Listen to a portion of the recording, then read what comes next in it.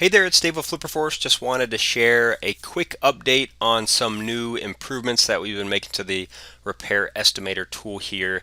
So these are some pretty minor things, but hopefully they'll have a big impact on the overall user experience that you have with our Repair Estimator. So first and foremost, one of the small things that we did was we made it easier for you to expand the categories. So previously you had to go over here and you had to click this very tiny plus icon to expand the category.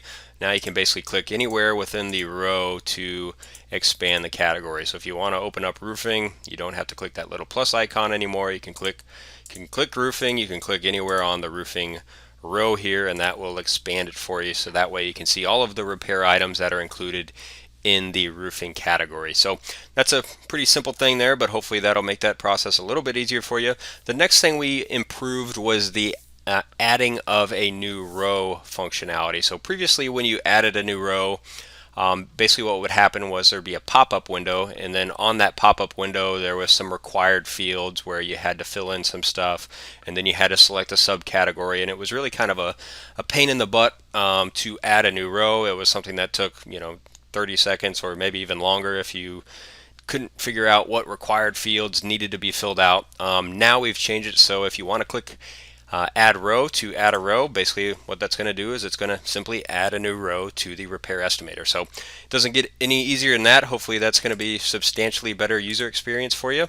You can add as many rows as you need to any of these categories, and hopefully that new process of adding a row will be much simpler than the previous process, which made it way more difficult than it needed to be. So once you add in a new row, you'll also notice that we've got this new drop-down menu here, which populates with a list of common units of measure. So units of measure being like the square feet, lineal feet, each, lump sum, stuff like that. You'll notice, if you've already got something typed in here, you will have to clear this out in order for that drop-down menu to populate. Otherwise, it's just going to show you the one that you currently got plugged in there, or ones that are similar. So I guess, for example, on this new item one, if we wanted to change this, let's delete that out. Now you can see we've got our big list of items, unit of measure items in this list. So now you can use this. So if you were just wanting to use lump sum, you could plug that in. Otherwise, you've got a whole bunch of other items here. And this list is going to populate with the repairs and units that you've used on your project. So if you want to input a custom unit of measure in here, whatever that might be, whether it's gallons or something else, something maybe that we don't necessarily have in our drop-down menu, you can actually just use whatever custom item that you want to, and then when you use that custom item, it's actually going to populate to the other drop-down menus that we've got throughout the rest of the estimator.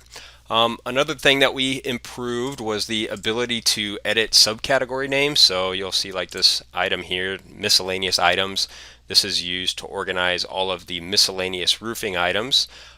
Previously you couldn't edit those names. Now you can just edit it. So if you wanted to call it miscellaneous roofing items, you could change that to miscellaneous roofing items, and you can edit that now. So those are some of the basic improvements that we've made. We've also made it easier when you add a new category. I'll just add a new category in here. Okay, new category. As soon as I add in a new category, it's going to automatically add in a subcategory for us, and then it's going to get us started with a first item, a first repair item, so that way we don't have to go through the process of adding a subcategory or adding a new row. It'll automatically kind of do that stuff for us. So a whole bunch of basic stuff, nothing too crazy, but hopefully those minor changes and improvements will really make a big impact for you on your overall usability of the Repair Estimator. So I think that was about it. If you do have any other questions or feedback on anything, let us know.